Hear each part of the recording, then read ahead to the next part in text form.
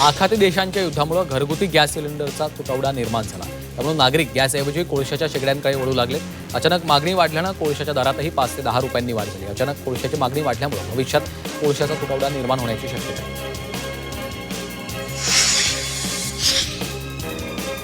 Gas टंचाईचा फटका आता सार्वजनिक बांधकाम विभागाच्या गेस्ट हाऊसनाही बसू लागलाय. बांद्रा कलानगर येथील PWD गेस्ट हाऊसचे कॅन्टीन गॅस नसल्यानं बंद ठेवण्याची वेळ आली आहे. त्यामुळे गेस्ट हाऊसला राहायला आलेल्या लोकांना नाश्ता जेवण दुसरीकडे शोधण्याची वेळ आली आहे.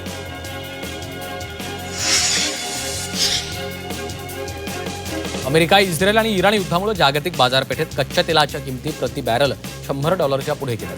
त्यामुळे कच्च्या तेलाच्या किमतींवर नियंत्रण ठेवण्यासाठी अमेरिकेनं सर्व देशांना रशियाकडनं तेल खरेदी करण्याची परवानगी दिली.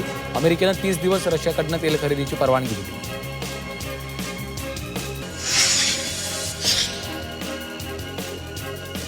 अमेरिका, इस्रायल आणि इराण यांच्यामधील युद्ध 15व्या दिवशीही सुरूच आहे. या युद्धादरम्यान अमेरिका आणि इस्रायलनं इराणवर जोरदार हल्ले केले, अनेक लष्करी तळ उद्ध्वस्त केले. तर अशात इराणकडनं जोरदार शक्ती प्रदर्शन देखील करण्यात आलं.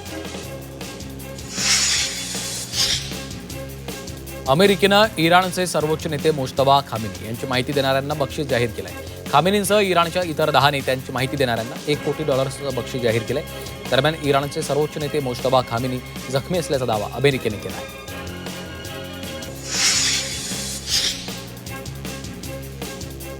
सलग 15व्या दिवशी इराण, इस्रायल आणि अमेरिकेत युद्ध सुरू आहे. मध्य पूर्व आशियामधील सैन्य अमेरिकेने माघारी घ्यावं अशी धमकी इराणनं अमेरिकेला दिली. मात्र अमेरिकेनं मध्य पूर्व आशियामध्ये सैन्याची कुमक आणखी वाढवलेली आहे. 2000 मरीन सैनिक तसंच 3 युद्धनौका अमेरिकेने मध्य पूर्व आशियामध्ये तैनात केल्या. मध्य पूर्व आशियातील अमेरिकेच्या अनेक लष्करी तळांवर इराणकडनं हल्ले होत आहेत. या पार्श्वभूमीवर अमेरिकेनं ओमान नागरिकांना तातडीनं देश सोडण्याच्या सूचना दिल्यात. अमेरिकेच्या परराष्ट्र विभागानं अमेरिकन नागरिकांना तसे आदेश दिलेत. सर्वच नागरिकांनी तातडीनं मायदेशी परतावं अशा सूचना अमेरिकन नागरिकांना दिल्या.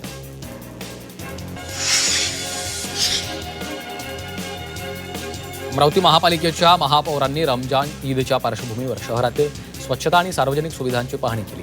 नागरिकांकडून प्राप्त झालेल्या तक्रारींचा आढावा घेत त्यांनी कचरा व्यवस्थापन, सार्वजनिक शौचालयांची स्वच्छता करण्याचे आदेश दिले.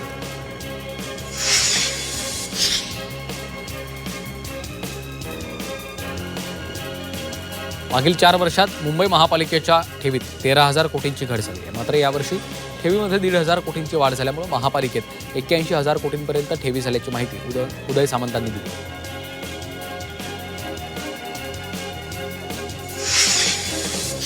मध्य रेल्वेतर्फे वाशी स्थानकामध्ये विशेष तिकीट तपासणी मोहीम राबवण्यात आली आहे. यावेळी 393 प्रवाशांवर कारवाई केली असून त्यांच्याकडून 1 लाखांचा दंड वसूल करण्यात आलेला आहे.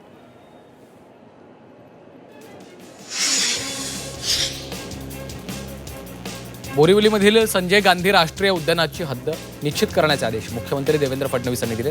तर पुनर्वसनासाठी उपलब्ध असलेल्या जवळच्या जागांची पडताळणी करून पुनर्वसनासंदर्भात नियोजन करण्याचे आदेश दिले आहेत.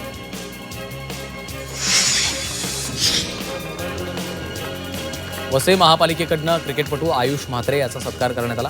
आयुष नुकत्याच पार पडलेल्या 19 वर्षांखालील क्रिकेट विश्वचषक विजेत्या संघाचा कर्णधार आहे. त्यामुळे महापालिका मुख्यालयामध्ये विशेष सत्कार केला. नाशिक शहरातील द्वारकावर सुरू असलेल्या अंडरपास कामात एका बाजूला अचानक भगदाड पडली. मात्र हे थंडगार पाण्यानं तुडुंब भरलेली विहीर असल्याचं लक्षात आलं. पूर्वी या भागात शेतीवाडी होती, जुनी घरं होती, त्यापैकी हे एक विहीर असल्याचं नागरिकांनी सांगितलं. त्यामुळं विहिरीचं प्रशासनानं जतन करावं अशी मागणी होती.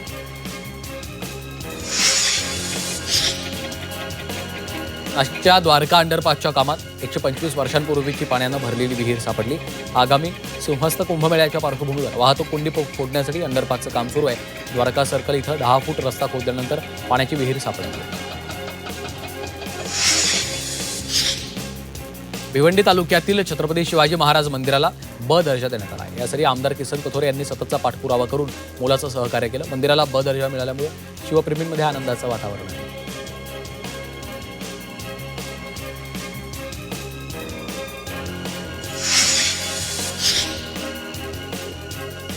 पावसाळ्यात कोकण रेल्वे मार्गावर दरड कोसळण्याच्या घटना आणि प्रवाशांचा होणारा खोळंबा टाळण्यासाठी प्रशासनानं कंबर कसली आहे. मडगाव ते ठोकूर आणि मडगाव ते रोहा दरम्यान रेल्वे रूळ, बोगदे, दरडी आणि सिग्नल यंत्रणेची सखोल तपासणी सुरू करण्यात आली आहे.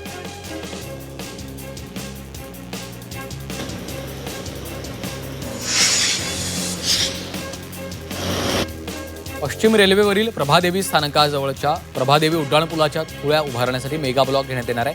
बोरिवली भाईंदर दरम्यान आज रात्रकालीन ब्लॉक असेल. या ब्लॉकमुळे चर्चगेट प्रभादेवी स्थानकादरम्यान आणि माटुंगा रोड माहीम स्थानकादरम्यान कोणतेही लोकल धावणार नाही.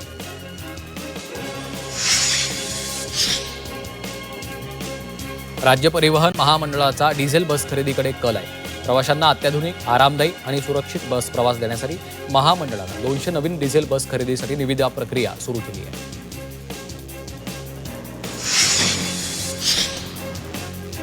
मुंबई गोवा महामार्गावरील माणगाव आणि इंदापुरातील वाहतूक कोंडीतून प्रवाशांची लवकरच सुटका होणार आहे. या दोन्ही ठिकाणच्या बायपासचं काम लवकरात लवकर पूर्ण करण्यासाठी युद्धपातळीवर प्रयत्न सुरू आहेत. या कामात येणारा कोकण रेल्वेचा अडथळा लवकरच दूर होईल आणि 1 जूनपर्यंत दोन्ही बायपास सुरू होईल. 10वी आणि 12वीच्या परीक्षेत गैरप्रकार झालेल्या केंद्रावरील कर्मचाऱ्यांवर बोर्डाने कारवाई केली. आतापर्यंत वेगवेगळ्या जिल्ह्यामध्ये 103 कर्मचारी निलंबित करण्यात आले. कॉपी सेंटरवरील गोंधळ अशा प्रकरणांमध्ये कारवाई करण्यात आली.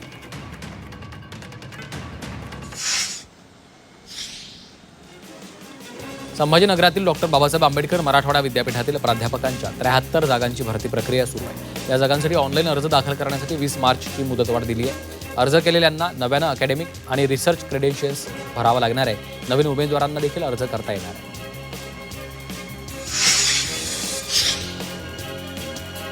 पुढील 4 दिवस विदर्भ, मराठवाडा, उत्तर महाराष्ट्र, मध्य महाराष्ट्राच्या दक्षिणेकडील जिल्ह्यात पावसाचा इशारा दिलाय. मेघगर्जना आणि सोसाट्याच्या वाऱ्यासह उन्हाळी पाऊस पडण्याचा अंदाज हवामान विभागानं वर्तवला आहे.